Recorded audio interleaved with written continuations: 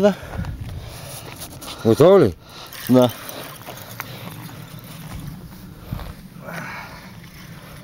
5:15 por la tarde. Говори на български. 5:15.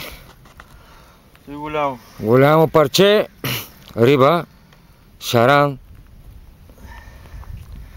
Отде разбра, че шаран без да го видиш. Аз съм ба Ванга.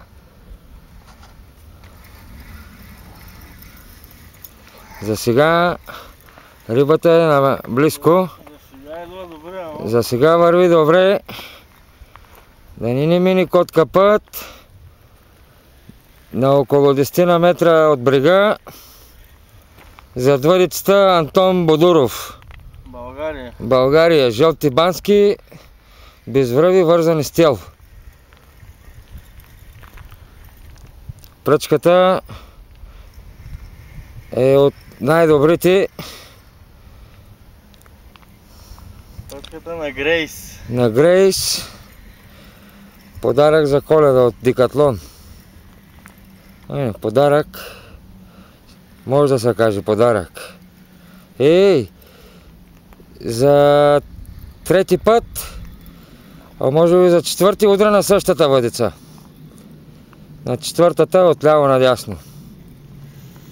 Рибата почти наближава. Не, чакай. Грешка, пердона. Чакай, брат ми. Си ги такова? Няма. За момент имаше объркване.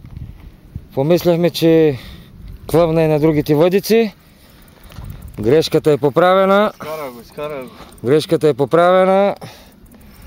Шарана е тук на 3-4 метра.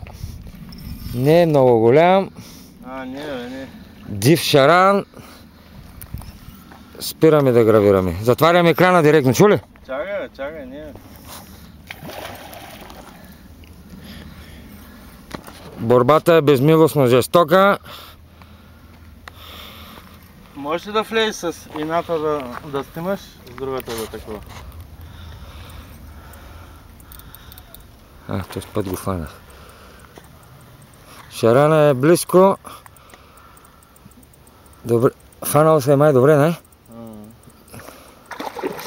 За горната джука. Те изглежда, защото... Шарана е наблизко. Какво ще я ти кажа? Той ще и тя. Ти ко мислиш, да го изкарваш тъй? Вземи кепа, Не мога да го взема, защото не знам дали ще издържи кепа тъй. Ако можеш да го изкараш на сушата без кеп, ще е още по-добре. Ай, опитвай се. И да избяга. Шарана е тука. След малко излиза на сушата. На сушата е... Предърпай го само, предърпай го бързо. На сушата е... Фани, не, жицата фани. Тука! Жицата, горе. Тука! Давай. Снимай. Давай. Борбата. Около 7-8 кг. Борбата. Стига.